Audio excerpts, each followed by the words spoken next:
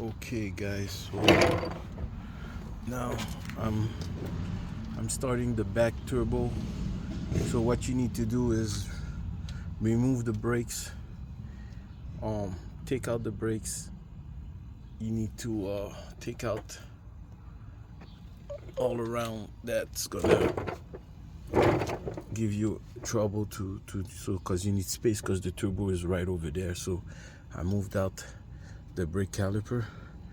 I left the ball joint. You don't need to take it out. The tie rod, leave it out. Everything is good. Loosen the suspension bolts so you can be able to move this bracket. So now I'll go underneath so you can check out and see where the turbo is located and what's next to do. Oh yeah, took out the axle. I did all that so I can take out the axle, because what take the most space, it's the axle. It will stop you to remove on the turbo. So take out the axle.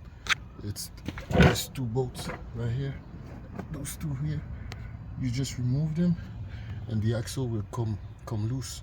You just put it out and you're gonna see oil dripping. Prepare yourself for the oil. Inside I put a plastic just to stop the leaking, the leak. Now you see the turbo right here. So now what we're gonna do is we're gonna free more space so we'll be able to take out the turbo loose. You see here there's the oil line. We're gonna lose the oil line, and there's also some cooling lines. We're gonna have to remove those black ones right here. I think there's only one, nice, so at least it's not two like the other ones.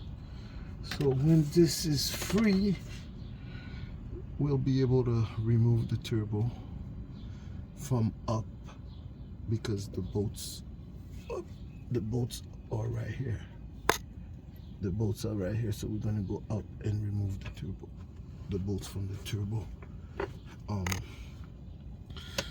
Yeah, so from now it doesn't look like too much of a problem. I know there's more